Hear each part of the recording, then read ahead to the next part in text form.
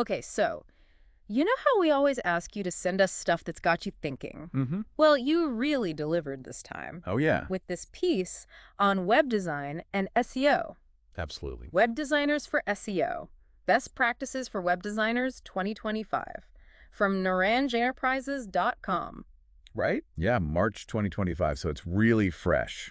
Super fresh, and it's got us thinking, too, about how these two worlds, Yeah. web design and SEO, how they're not just like friendly neighbors anymore. They're like Oh, full-on roommates. roommates, they're intertwined. Yeah, exactly. So today, we're going deep on this. Love it. Extracting the need-to-know nuggets for anyone who wants to understand how to make a website that doesn't just look fantastic, but actually get seen.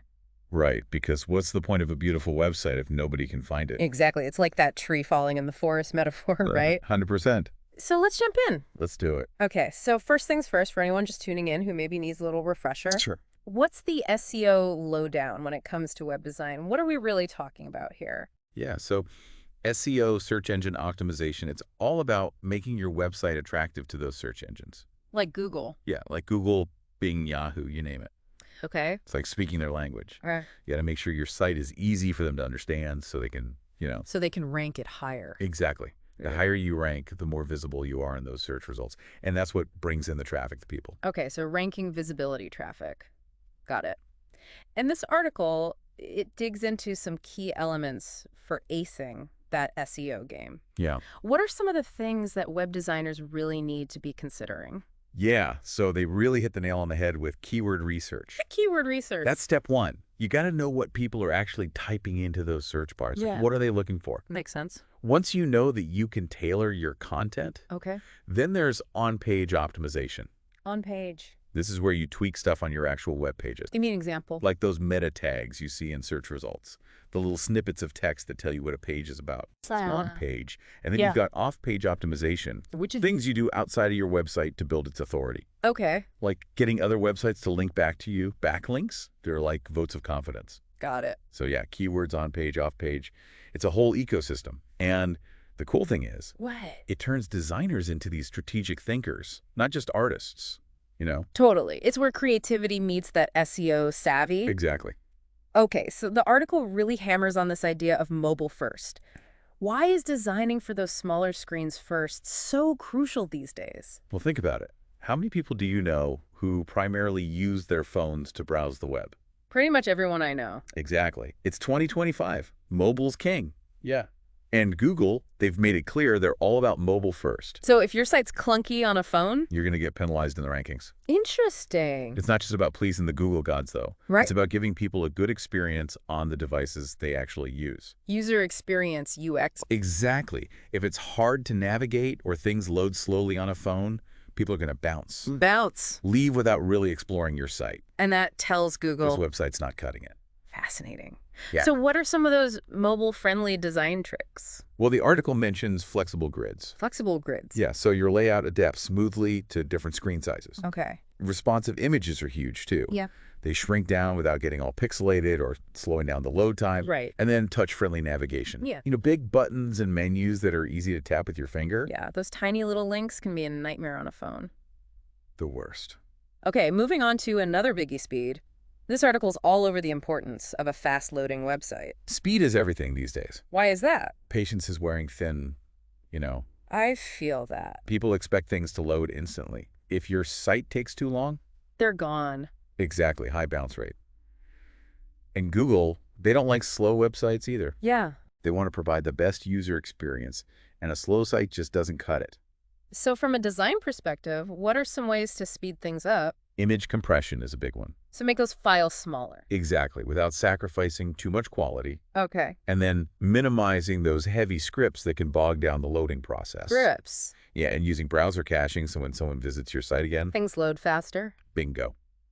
The article also shouts out Google PageSpeed Insights. Oh yeah, that's a good one. It's a free tool that analyzes your site and tells you what needs work. Handy. Okay, let's dive a bit deeper now into the code behind the scenes. All right. The article talks about clean and orderly code being like the architecture of a good website. How does that impact SEO? Well, imagine a search engine is like someone trying to navigate a building. Okay, Clean code is like a clear blueprint. got it. It helps the search engines understand your content and how everything's organized. Makes sense. But if the code's a mess, it's like trying to read a blueprint that's been scribbled on and ripped in half. Ooh, that's not good. They might miss important stuff or misinterpret things. So clean code equals better SEO. Exactly. It's like laying a strong foundation. And the article specifically mentions these things called semantic HTML5 elements. Yes, semantic HTML5. What are those and why do they matter? Well, think of them like labels that tell the search engines what each piece of content is. Okay. So instead of just using generic tags for everything, Which are, like divs and span, the basic building blocks, yeah. you use specific tags that have meaning, like article for a blog post, nav for the navigation menu, aside for supplementary content. So it's all about clarity. Exactly. The more clarity you provide, the easier it is for the search engines to understand your site and rank it accurately. And speaking of clarity, let's talk about visuals. They're obviously a huge part of web design, Of course. but the article warns that poor development can actually hurt your SEO. Right. It's a balancing act. How? You want those beautiful high-resolution images and engaging videos. Sure. But if they're not optimized, they can slow your site down, which is bad for everyone. So what are the key things to keep in mind? File types are important, using the right format for the job. Like JPEGs versus PNGs. Exactly. And compression is crucial, shrinking those file sizes without sacrificing quality. Okay. But the big one, the one people often overlook, is alt text, Alt text. the alternative text that describes an image. Oh, yeah, I know that one. It's important for accessibility so people using screen readers can understand the images, Right. but it also tells search engines what the image is about since they can't actually see it. Interesting. So alt text is a win-win. Totally a must-do for any web designer who cares about SEO. Okay, let's shift gears a bit and talk about how the actual text content on a page is structured. All right. The article emphasizes using heading tags correctly. Heading tags, yes. Like the H1, H2, H3s. Exactly. Why are those so important for SEO? They create hierarchy. They tell the search engines and your visitors what's most important on the page. So it's like an outline. Exactly. Yeah. The H1 is the main heading. Yeah. Then H2s are subheadings and so on. It makes the content easy to scan and digest, and it helps search engines understand the key themes of your page. Got it. Now let's talk about user experience, UX. Yes, UX. The article really stresses that user-centric design is key for SEO. It's all connected. How so? Well, Google and other search engines, they're getting smarter all the time. Okay. They can tell if people are having a good experience on your website. Ah. They track things like bounce rate, how long people stay on a page, whether they click on links. So if people are engaged. It sends positive signals to Google. Interesting. So things like intuitive navigation, a clear layout, easy to find information, it all matters. The article mentions breadcrumb menus, sticky menus, and internal site search. Yep, those are all great examples of UX elements that can boost your SEO. Because they make for a better user experience. Okay, now another thing that's good for both users and SEO is internal linking. Internal linking is so important. What is it exactly? It's how you link the pages within your own website together. Okay.